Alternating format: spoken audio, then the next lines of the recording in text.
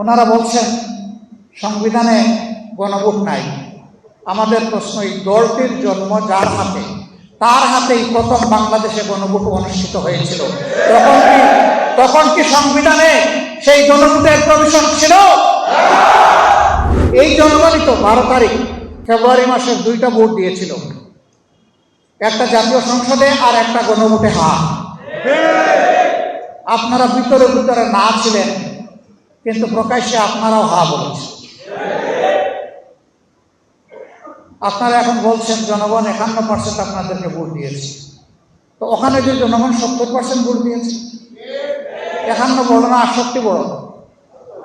আপনি 68 ভাগ জনগণের মতামতকে উপেক্ষা করছেন আর 51 ভাগের কথা বলছেন। এর নাম গণতন্ত্র? ওনারা বলছেন সংবিধানে গণভোট নাই। আমাদের প্রশ্ন, এই দলটির জন্ম যার হাতে, তার হাতেই প্রথম বাংলাদেশে গণভোট অনুষ্ঠিত হয়েছিল। তখন কি সংবিধানে সেই গণভোটের প্রভিশন ছিল?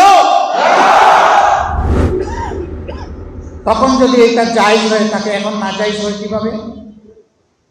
জনগণের প্রয়োজন। গণভোট হচ্ছে কনস্টিটিউশনের উপরেও সুপ্রিম অথরিটি। জনগণের সুপ্রিম অভিপ্রায় হচ্ছে চূড়ান্ত সংবিধান। সম্মানিত বন্ধুগণ, তারপরে এরশাদ সাহেব একটা করেছেন, ওইটা নিয়ে কথা বলছি। এরপরে করেছেন বেগম খালেদা জিয়া। তো সেই 3টা গণভোট বাংলাদেশে তার ফল বাস্তবায়িত হয়েছে। 4র্থ গণভোট, যেখানে এসে বিভিন্ন দল ছিল, মত ছিল, সবাই মিলে একমত। শুধু তাই না, সবার আগে বিএনপির প্রতিনিধি বলেছেন সংস্কারের প্রস্তাবগুলো আইনগতভাবে বাস্তবায়ন করতে হলে গণভোটের প্রস্তাব দিলেন গণভোটের।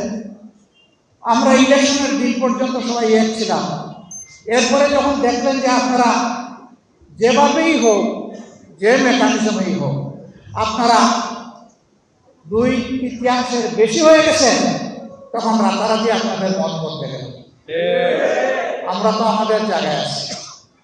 জাতিকে বলেছিলাম আপনারা প্রতিনিধিত্বের জন্য আমাদেরকে একটা ভোট দিবেন আমাদের প্রতি, আর রাষ্ট্র মেরামতের জন্য, নতুন একটি প্রত্যাশার বাংলাদেশ গড়ে তোলার জন্য আপনারা গণভোটে হাত দেবেন।